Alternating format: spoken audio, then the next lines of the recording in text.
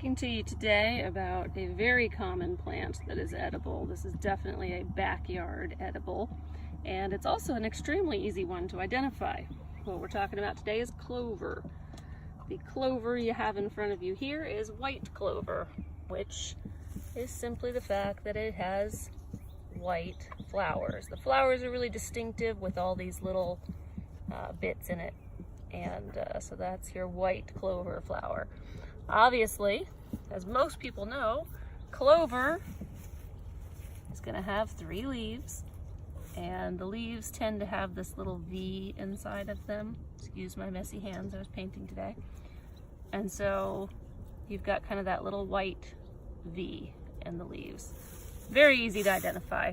The scientific name on clover is trifolium, which is an easy one to remember. Tri, 3, folium, leaves, 3 leaves. Clover is edible almost in its entirety. Probably the best way to eat the leaves is to simply put them in a salad. They're good right like they are. The clover is part of the pea family, so they really taste a lot like a pea, like green peas or that kind of thing. It's fairly pleasant tasting wild edible. If you like to forage, this is one that's easy to find but also tastes pretty good. The flowers can also be eaten. They can be eaten like they are, but you can also, my cats are very interested in what I'm doing here.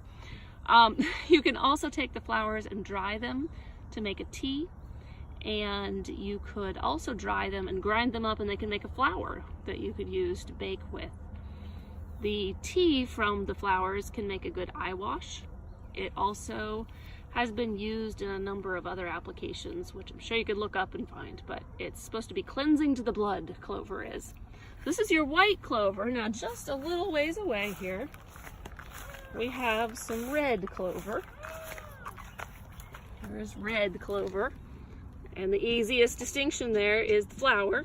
The flower is like a purpley color instead of the white.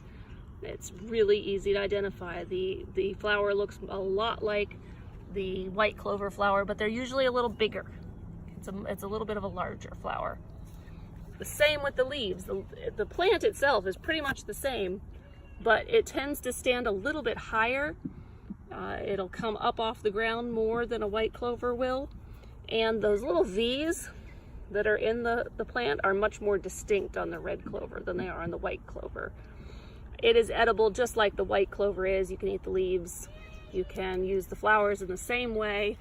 They're actually doing some research on red clover and its uses in possibly helping women through women's issues with menopause and various things, because it has some estrogen producing properties.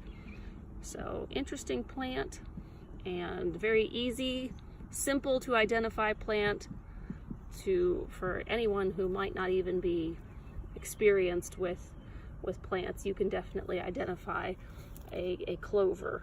Now, funnily enough, right down there inside the red clover is a different plant. You see those heart-shaped leaves. That's what most people think of when they think of clover, but that plant is not clover. That's actually called wood sorrel. It's also edible. We'll talk about it in a different video. But that's what I always thought clover was those right there with the hearts on them. And still, when I draw a clover, I'll draw those hearts like that. But the actual clover plant is this one with the rounded leaves. Hope you enjoyed, and happy foraging.